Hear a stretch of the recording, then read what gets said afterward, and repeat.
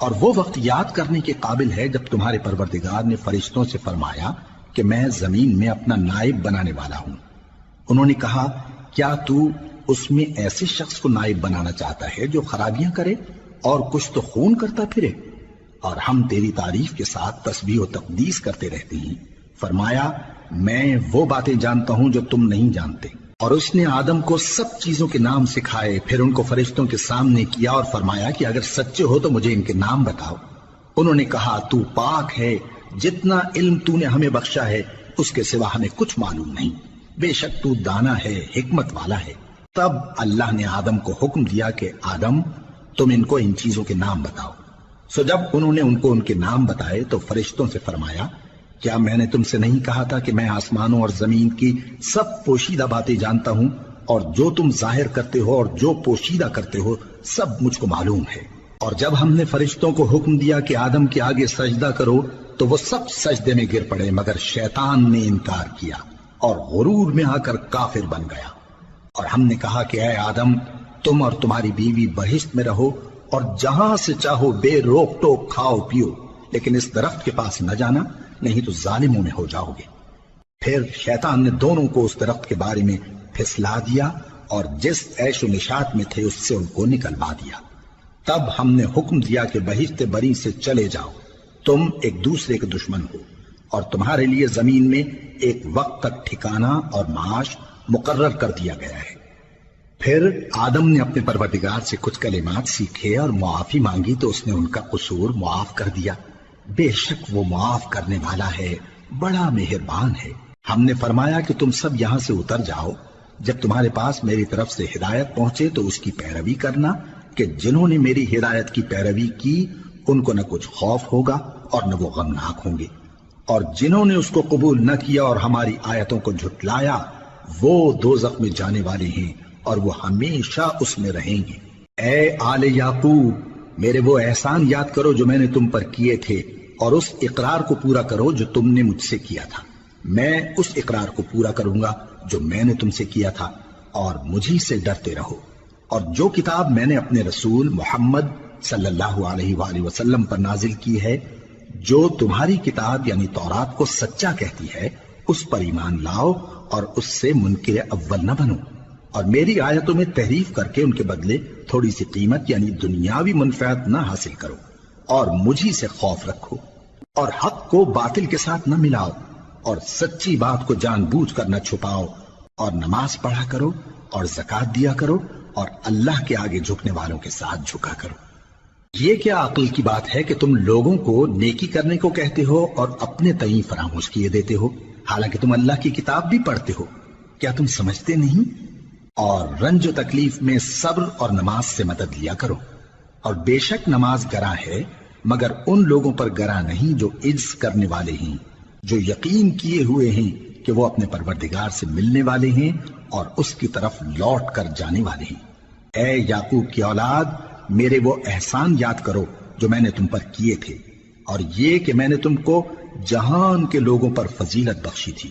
اور اس دن سے ڈرو جب کوئی کسی کے کچھ بھی کام نہ آئے، اور نہ کسی کی سفارش منظور کی جائے، اور نہ کسی سے کسی طرح کا بدلہ قبول کیا جائے، اور نہ لوگ کسی اور طرح مدد حاصل کر سکیں۔ اور ہمارے ان احسانات کو یاد کرو جب ہم نے تم کو قوم فرعون سے نجات بخشی۔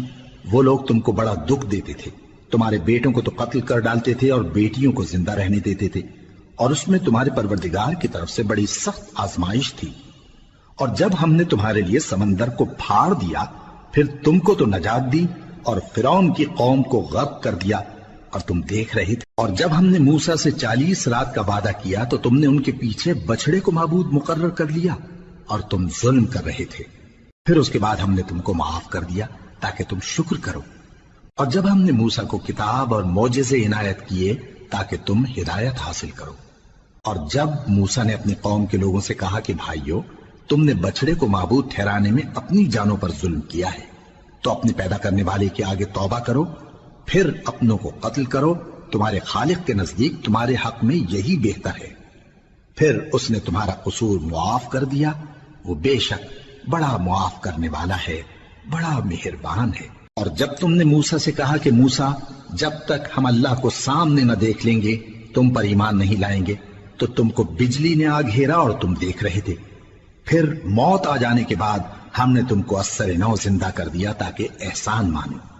اور ہم نے بادل کا تم پر سایہ کیے رکھا اور تمہارے لیے من و سلوہ اتارتے رہے کہ جو پاکیزہ چیزیں ہم نے تم کو عطا فرمائی ہیں ان کو کھاؤ پیو، مگر تمہارے بزرگوں نے ان نعمتوں کی کچھ قدر نہ جانی اور وہ ہمارا کچھ نہیں بگاڑتے تھے بلکہ اپنا ہی نقصان کرتے تھے۔ اور جب ہم نے ان سے کہا کہ اس گاؤں میں داخل ہو جاؤ اور اس میں جہاں سے چاہو خوب کھاؤ پیو، اور دیکھنا دروازے میں داخل ہونا سجدہ کرتے ہوئے اور حطوۃن کہنا،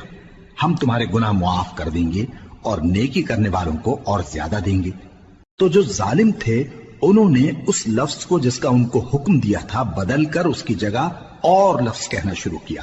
بس ہم نے ان ظالموں پر آسمان سے عذاب نازل کیا کیونکہ نافرمانیاں کیے جاتے تھے۔ اور جب موسیٰ نے اپنی قوم کے لیے ہم سے پانی مانگا تو ہم نے کہا کہ اپنی لاٹھی پتھر پر مارو، انہوں نے لاٹھی ماری تو اس میں سے 12 چشمے پھوٹ نکلے اور تمام لوگوں نے اپنا اپنا گھاٹ معلوم کر کے پانی پی لیا۔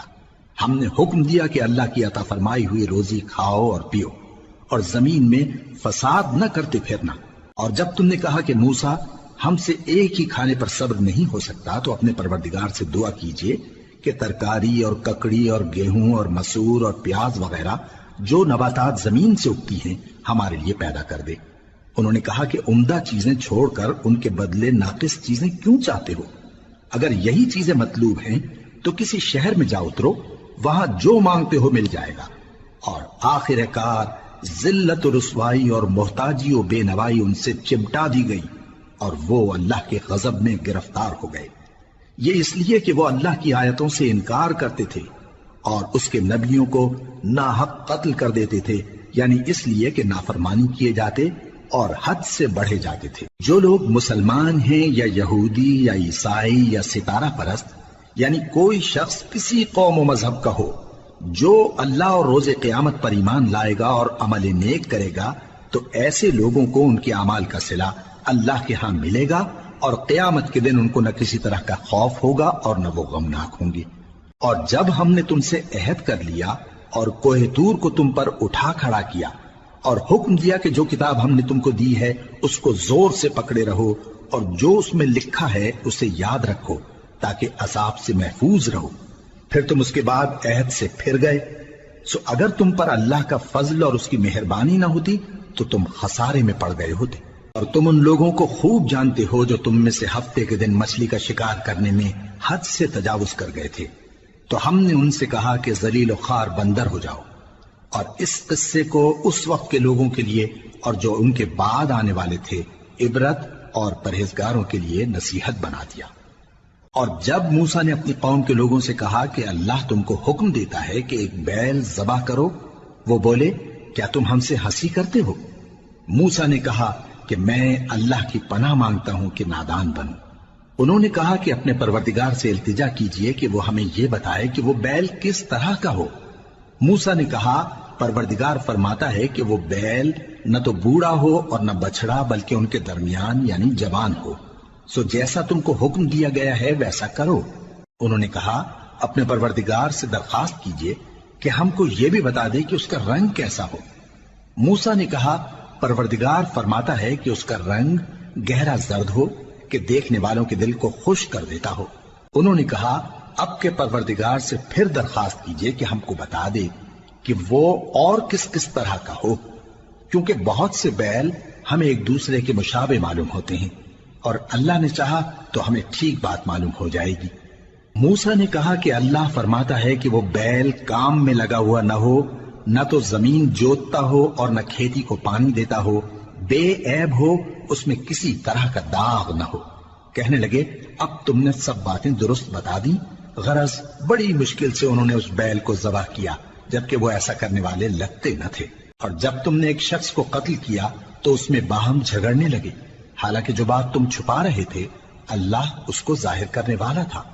چنانچہ ہم نے کہا کہ اس بیل کا کوئی سا ٹکڑا مقتول کو مارو، اس طرح اللہ مردوں کو زندہ کرتا ہے اور تم کو اپنی قدرت کی نشانیاں دکھاتا ہے تاکہ تم سمجھو۔ پھر اس کے بعد تمہارے دل سخت ہو گئے گویا وہ پتھر ہیں یا ان سے بھی زیادہ سخت، اور پتھر تو بازے ایسے ہوتے ہیں کہ ان میں سے چشمے پھوٹ نکلتے ہیں، اور بازے ایسے ہوتے ہیں کہ پھٹ جاتے ہیں اور ان میں سے پانی نکلنے لگتا ہے، اور بازے ایسے ہوتے ہیں کہ اللہ کے خوف سے گر پڑتے ہیں، اور اللہ تمہارے کرتوتوں سے بے خبر نہیں۔